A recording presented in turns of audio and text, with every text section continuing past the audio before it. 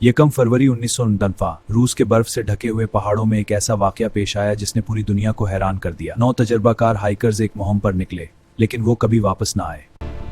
Tent अंदर से चाकू से काटा गया है। जूते, गर्म कपड़े और सामान टेंट के अंदर मौजूद है, लेकिन हाइकर्स शदीद बर्फबारी में बगैर मुनासिब लिबास के बाहर निकल चुके थे। कुछ लाशें दरख्तों के नीचे मिले, कुछ कई सौ मीटर दूर, और चंद के जिस्म पर ऐसी अंदरूनी चोटें थीं जो किसी शदीद ताकतवर झटके जैसी लगती थीं, मगर बाहर जल्द तकरीबन सही थी। आखिर इस रात वहां हवा क्या था? क्या ये बर्फानी हादसा था?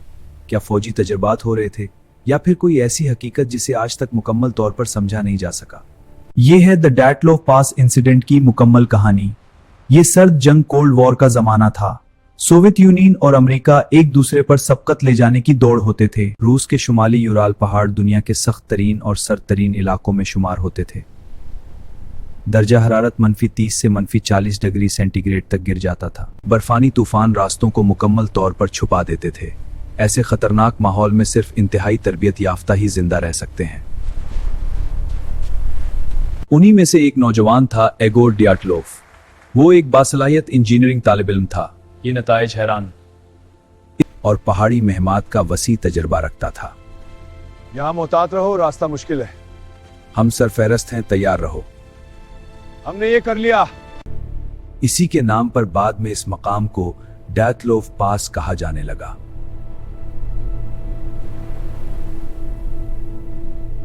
ये एक मुश्किल मुहिम है, लेकिन हम उसके लिए तैयार हैं। हम सब मिलकर इस चैलेंज का मुकाबला करेंगे। मकसद था शुमाली यूराल के बुलंद बर्फानी पहाड़ ओटोर्टिन तक पहुंचना।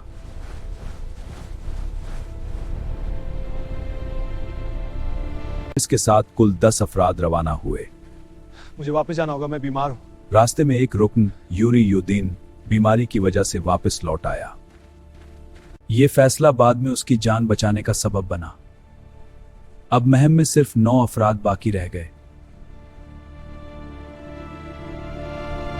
वो सब तजर्बाकार थे। उन्हें बर्फानी इलाकों में सफर करने की तरबियत हासिल थी। नक्शा और कंपास चेक कर लेते हैं। जी, खाना और कैमरे भी तैयार हैं। इसकी और गर्म सामान भी साथ रखें। ठीक है, सब कुछ मुकम्मल है। चलो, मैं तैयार हूँ। रास्ते में वो तस्वीरें खींचते, डायरी लिखते और खुशगवार लम्हात गुजार रहे थे। उनकी तस्वीर में कहीं भी खौफ या परेशानी नजर नहीं आती।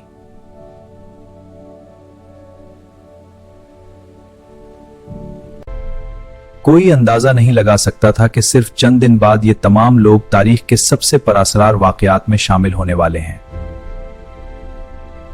31 जनवरी 1999 ग्रुप एक बुलंद बर्फानी ढलवान के करीब पहुंचा। आखिरी सफर।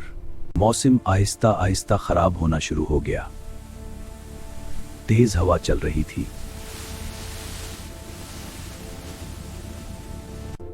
बर्फ मुसलसल गिर रही थी। मंसूबा यह था कि अगले दिन वो अपनी मंजिल की तरफ रवाना होंगे। यकम फरवरी की शाम उन्होंने पहाड़ की ढलवान पर अपना खैमा नस्ब किया। ये वो आखिरी रात थी जिसके बाद दुनिया उन्हें जिंदा कभी नहीं देख सकी। इस रात आखिर ऐसा क्या हुआ कि 9 तजर्बाकार हाइकर्स अपने ही खेमे को अंदर से काटकर शदीद बर्फ में तकरीबन बगैर मुनासिब लिबास के बाहर निकल गए। मेरी वाहिद उम्मीद है, मुझे आगे बढ़ना होगा। इस सवाल का जवाब आज भी मुकम्मल यकीन के साथ किसी के पास नहीं।